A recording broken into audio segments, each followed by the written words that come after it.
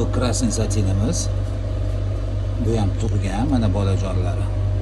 Bularni ham hozir bittalab ko'ramiz. Uning uchun qizil satinimizni ozgina erkalab bu yoqqa olamiz.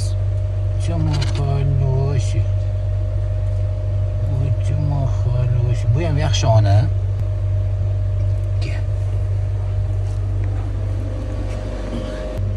Bolalarni ko'ramiz. Mana bu zakreplёnный, ya'ni rangi bolalarniki bir xil однотонный chiqadi, onasiga o'xshab.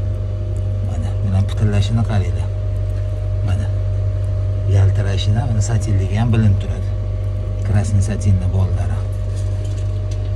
Ikkinchisi, uchinchisi,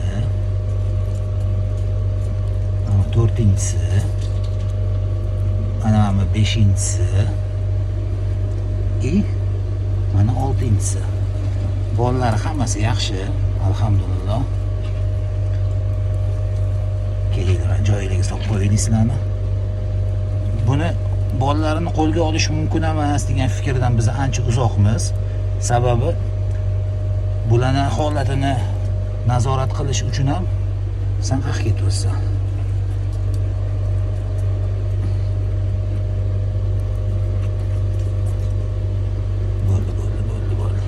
Holatini nazorat qilish uchun ham biz bularni vaqti bilan olib ko'rib turishimiz kerak.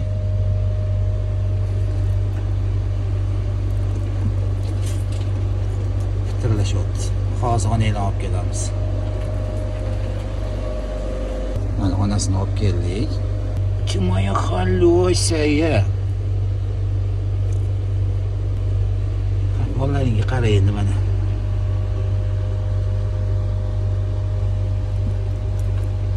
Bu ham shu taxminan 5-6 kunlik bolachalari. Ba'zigina o'ziga kelib olish kerak.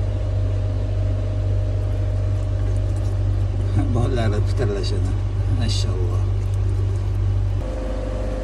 Xullas, shunaqa gaplar. Lekin bolalari hech uspakoyitsa qilmayapti deb buni.